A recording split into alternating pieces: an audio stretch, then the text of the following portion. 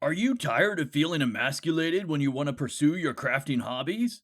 Do you feel like you're being held back by things like safety features and adjustable heat settings?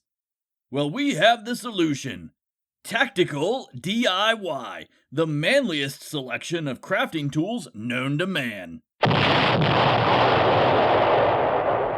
Tactical DIY took all the coolest features of military grade equipment, slapped it on hobby grade crafting tools, and painted it the manliest color out there: black. Do you want more buckles? Check. Do you want redundant webbing straps? Check. Do you want larger capacity magazines for your fully automatic glue gun? Check.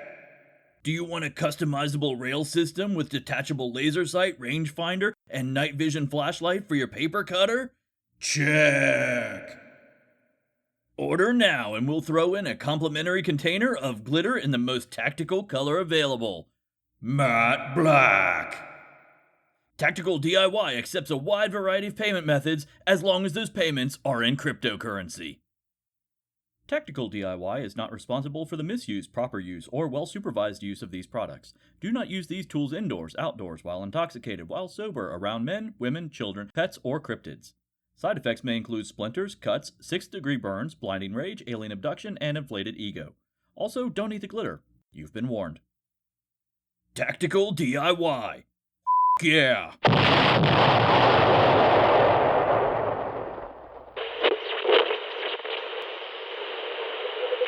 You're listening to the Esoteric News Briefs, your source for the paranormal, the mysterious, and the strange. Welcome back, goblins! You're listening to the Esoteric News Briefs, episode 3.3, The Half-Assed Bigfoot.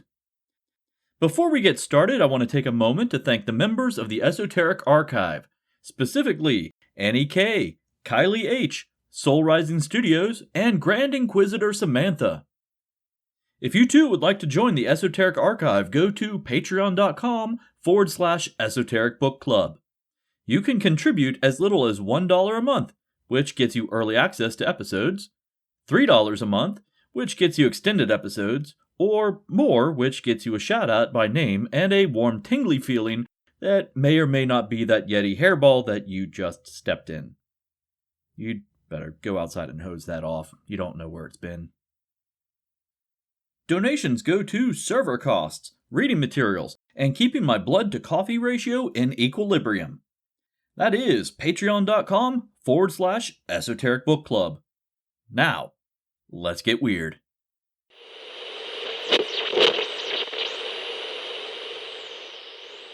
Over the past few months, we've talked about scientific endeavors to analyze genetic material found on asteroids. Last month, Japanese module Hayabusa 2 returned to Earth with collected material from the Ryugu asteroid cluster. Now, NASA's module, the OSIRIS-REx, has communicated back some startling information about its target, the asteroid Bennu. When acquiring its sample material, it was quickly discovered that Bennu was not a solid object. OSIRIS-REx had to quickly fire its thrusters to escape because the surface was, quote, like stepping onto a pit of plastic balls that are popular play areas for kids. That's an unofficial NASA quote, by the way. This isn't the first surprise from Bennu. It seems that when observed from Earth, Bennu looks like a smooth sandy beach, but when Osiris arrived, it looked more like it was strewn with rubble and jagged boulders. Even more curious, it appeared that Bennu was ejecting debris in its wake. Now, Osiris was designed to be quite gentle in its extraction technique. Ideally, it would land on the surface and leave a small divot behind where it scooped out its sample. Instead, when its retrieval arm made contact with the asteroid's surface, it left a 26-foot wide crater. There's a side-by-side photograph with this article that shows the asteroid right before Osiris makes contact, and one right afterwards, and the photo just looks like an exploding wall of rock. NASA went on to test how little surface resistance there was on Bennu, and the results came back as basically the amount of pressure it takes to press down the plunger on a French press carafe. So while scientists are eagerly awaiting the samples from Bennu, they have a new mystery to solve. How is this asteroid being held together with such a low gravitational pull, while still maintaining its velocity? There's a lot to this mystery that seems counterintuitive. Like always, I will keep you informed of new developments as they arise.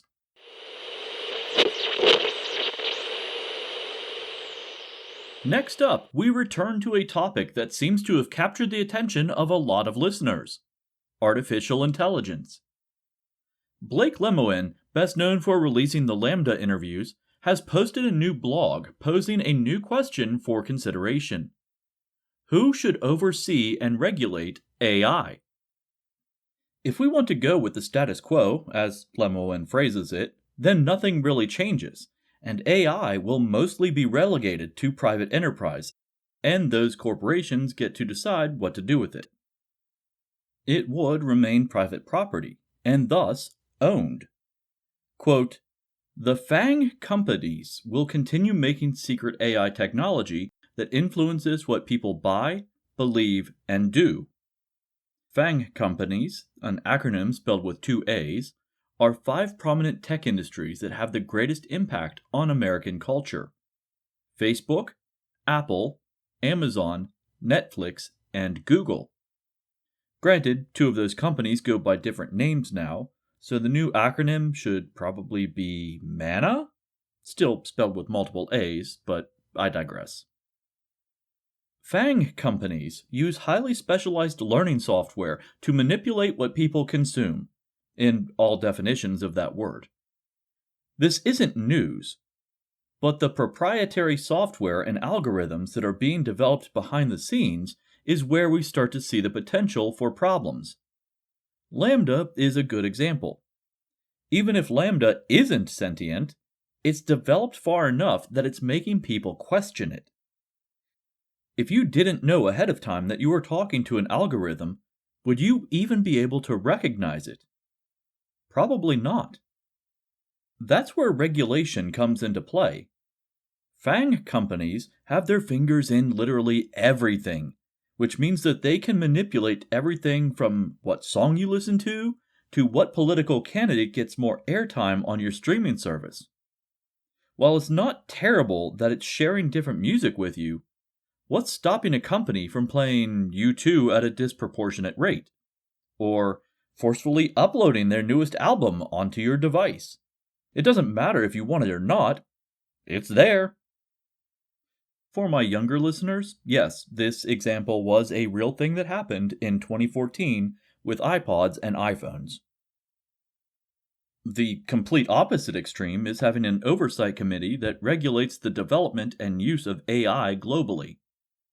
Lemoine's example is the Turing Police from the Neuromancer series.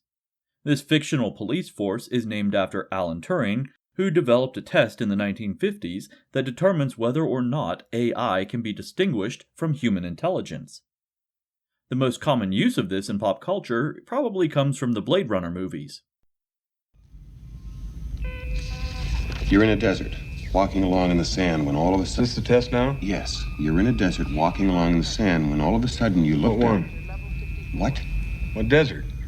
Doesn't make any difference what desert. Is completely hypothetical. But how come I'd be there? Maybe you're fed up. Maybe you want to be by yourself. Who knows? You look down and you see a tortoise, Leon. It's crawling towards Tortoise? What's that? You know what a turtle is? Of course. Same thing. Never seen a turtle. But I understand what you mean. You reach down, you flip the tortoise over on its back, Leon. Do you make up these questions, Mr. Holden? Or do they write them down for you? The tortoise lays on its back, its belly baking in the hot sun, beating its legs, trying to turn itself over, but it can't. Not without your help. But you're not helping. What do you mean I'm not helping? I mean you're not helping. Why is that, Leon?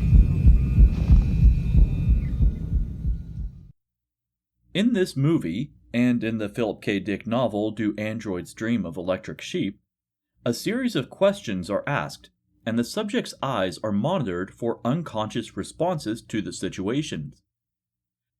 The idea is that they are posing hypothetical situations that are meant to elicit an emotional response. It was proposed that replicants, human-appearing mechanical creations, didn't have emotions, so they would imitate them in much the same way that sociopaths do. But their eyes would tell the truth.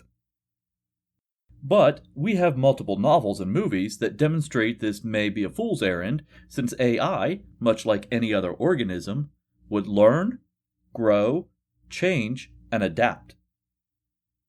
Of course, the AI that we are currently dealing with is still using text-based algorithms.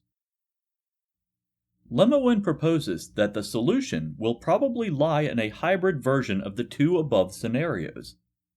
He was personally involved with the shaping of the General Data Protection Regulation Act, or GDPR for short, which was adopted by the European Union in 2016.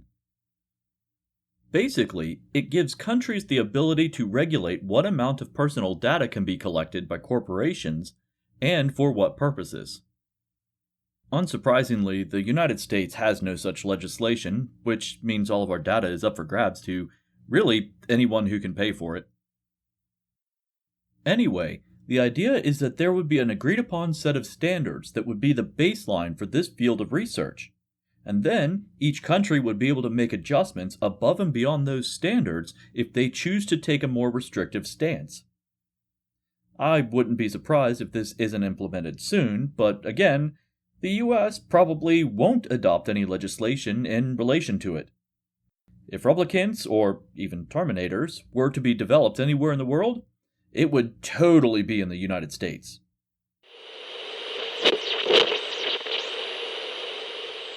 A quick reminder to all hunters in Skamania County, Washington. According to Ordinance 1984-2, Bigfoot is still a protected species. While killing one of these creatures used to be a felony, the 1984 ordinance downgraded it to a misdemeanor, which means that, if convicted, you could be fined up to $1,000 and sentenced to serve up to 1 year in jail. That's a far cry from 5 years in federal prison, which is what the original ordinance called for.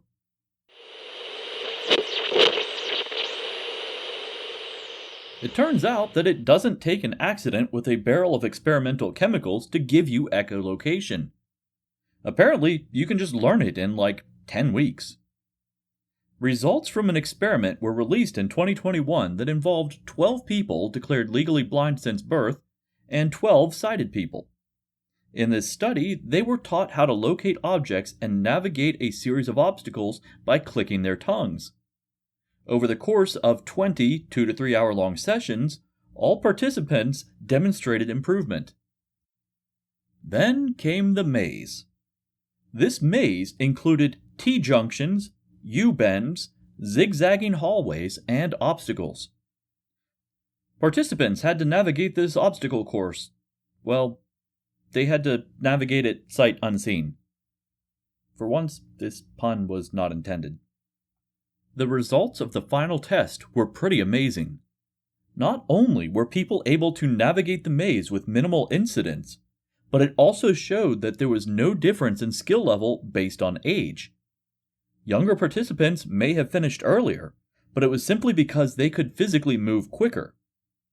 Even more astounding, the scientists also brought in expert echolocators who have been using this technique for years, and their results seem to be on par with those who only had 10 weeks of this course. There also seemed to have been little variation between sighted and blind participants, meaning that this ability could be mastered by anyone of any age or capability.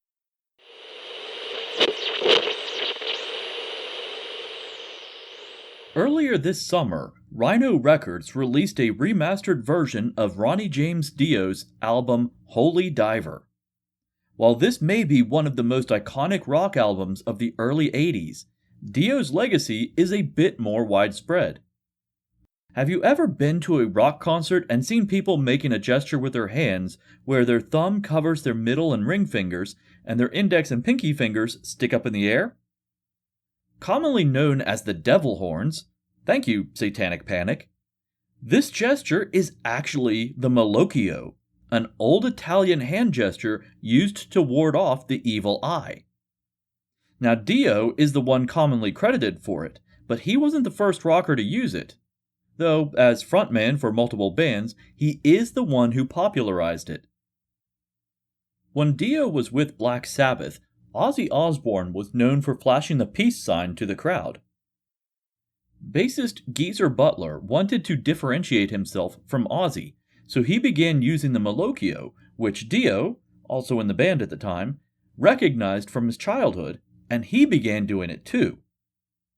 The story, according to the late singer's ex-wife, is that little Ronnie James used to walk with his grandmother to the steel mills in Italy to deliver his grandfather's lunch.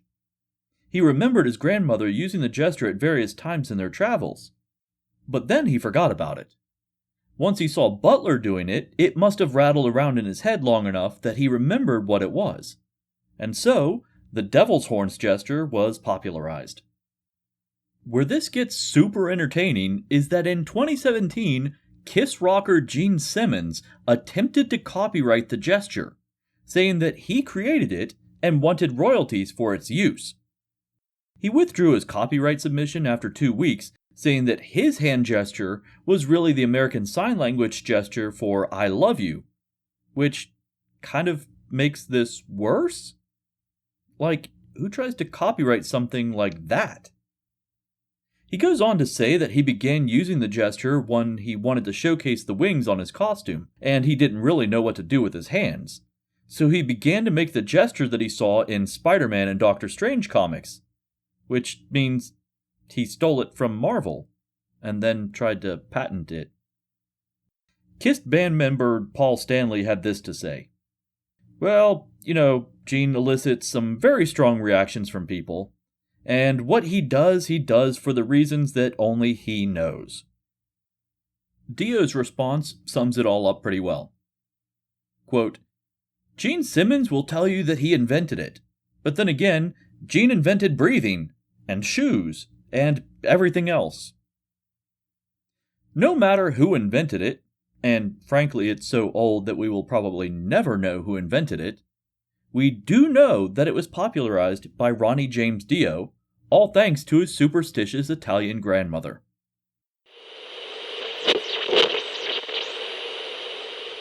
About a century ago, a Stone Age graveyard was discovered in Russia. Known as Yuzhny Oleny Ostrov, and I'm probably butchering that pronunciation, it held 177 individual burials of all social stations.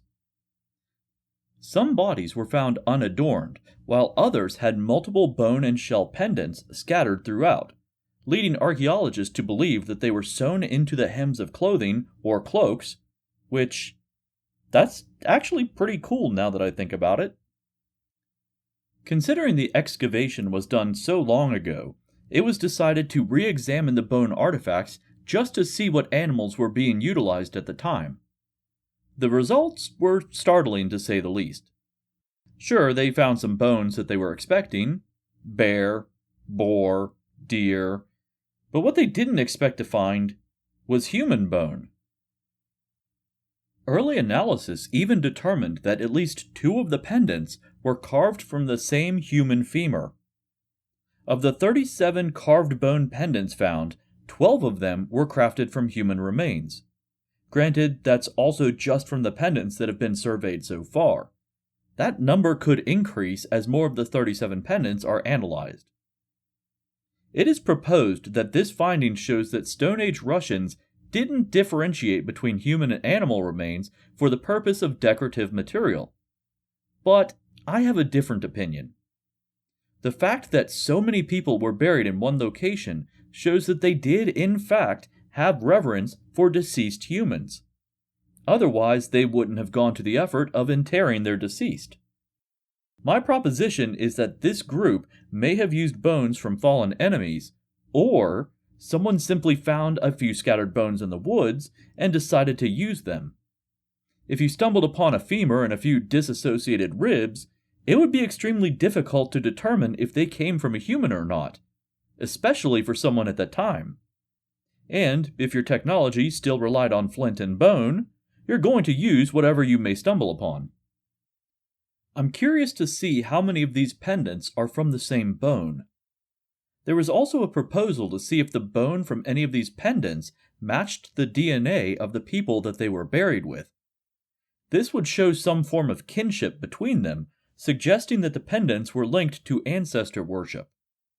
That study would require the destruction of such large quantities of bone that scientists are skipping that line of inquiry for now. In the meantime, I'll keep an eye on the progression of this study.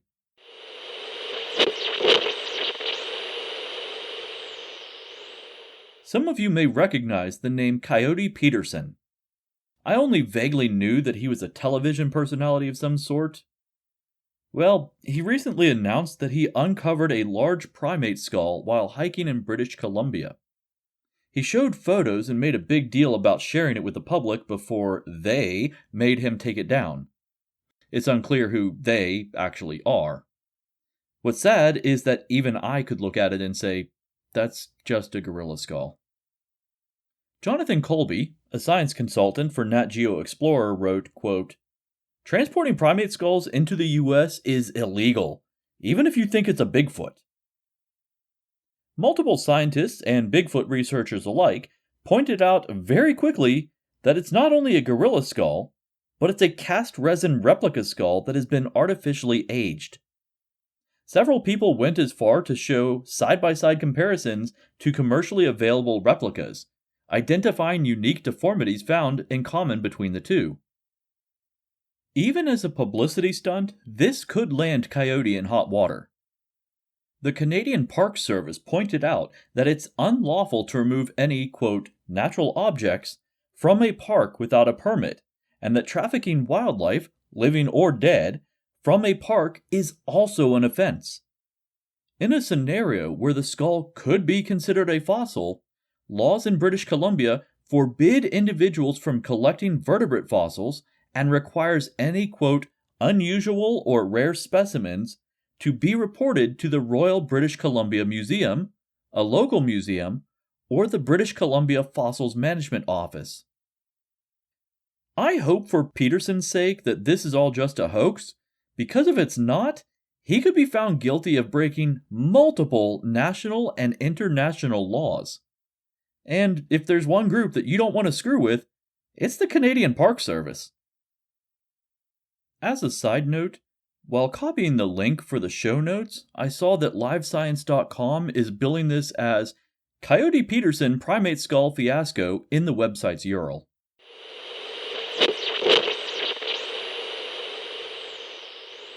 The 2022 list of the states with the most UFO sightings has finally been released.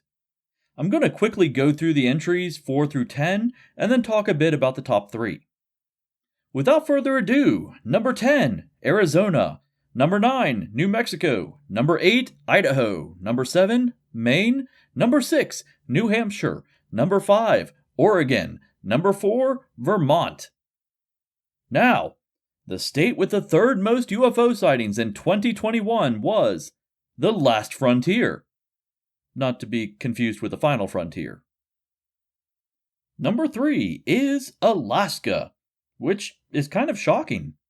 Alaska isn't exactly known for its population density, so it's pretty surprising to see that it's this high on the list. Granted, this number is reported sightings per 100,000 citizens, and Alaska weighed in with a hefty 90. Number 2 on the list is Big Sky Country, Montana.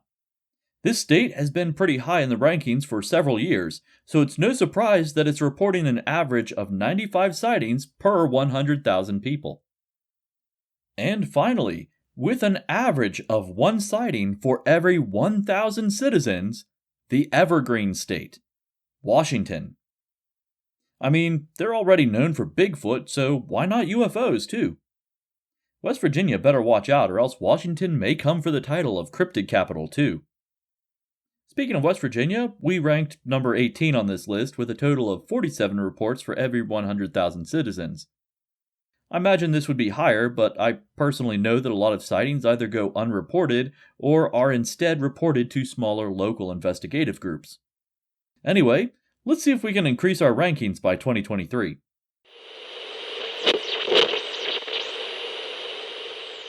Do you remember earlier in the year that I reported a used rocket engine had crashed into the moon, and a bunch of different agencies and countries were pointing fingers trying to avoid the blame?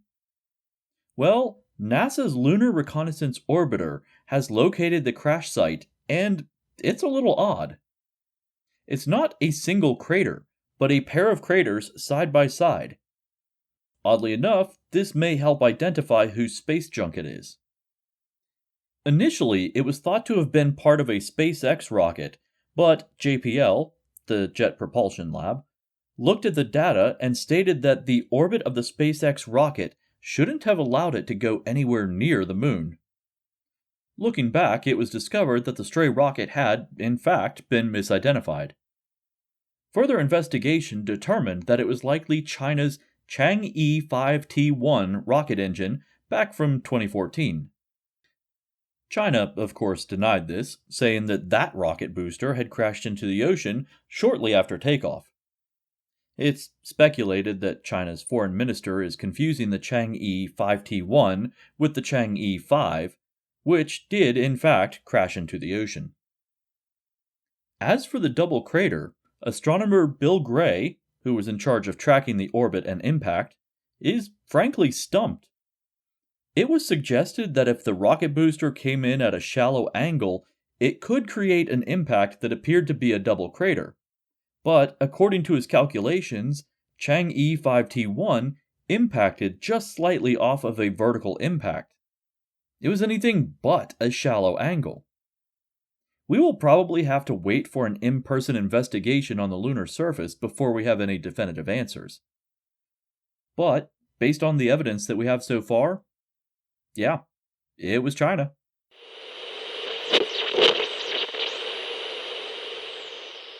Have you ever thought about where chickens come from? They're not really as old as you would think, and they haven't been used for food for very long either. Archaeological estimations show that the origin of the domestic chicken likely came from Southeast Asia, specifically from the red jungle fowl, which looks like a tiny, brightly colored chicken. It is speculated that these birds were domesticated as a result of deforestation for the use of rice fields. The jungle fowl like to eat seeds and nuts, so it makes sense that they would just move in onto an easy source of food. Eventually, the birds were traded as a novelty due to their bright colors, entertaining vocalizations, and their easygoing nature. This was pretty standard for a few thousand years, and then the Roman Empire got a hold of them. Suddenly, hard-boiled chicken eggs became a favorite food at gladiator events, and at some point, someone decided to try eating one of these birds.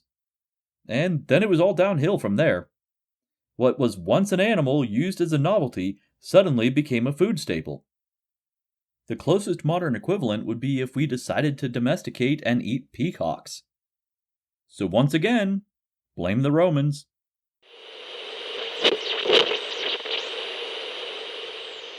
For our final article of the night, we turn to the Sichuan province of China, where a patron at a local restaurant made a rather startling discovery. This small restaurant is situated upon bedrock on the site of an old chicken farm. When the site changed hands, it went from raising chickens to serving chickens, and the land was cleared. The new owners utilized the bedrock as part of the landscaping by simply removing the thin layer of soil that sat on top. Sure, the stone had some interesting formations, but they didn't really think too much of it. They just wanted to get their restaurant up and running. Eventually, one of their customers noticed something peculiar about the shapes in the stone. What the owners originally thought were natural formations were actually footprints of a massive sauropod dinosaur.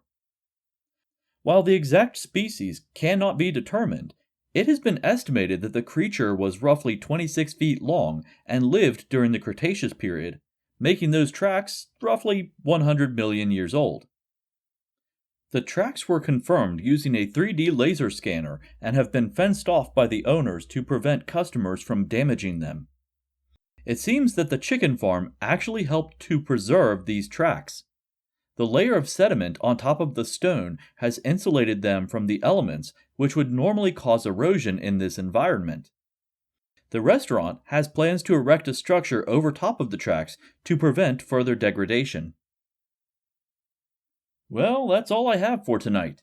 If you like what you just heard, please leave a review on whatever platform you use, or consider joining the Esoteric Archive.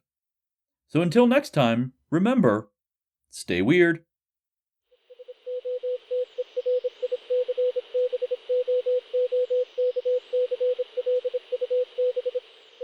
For anyone wondering about the skit at the beginning of the show, it was in response to an actual ad that popped up on my newsfeed. Tactical baby gear. And yes, it was everything that you would expect.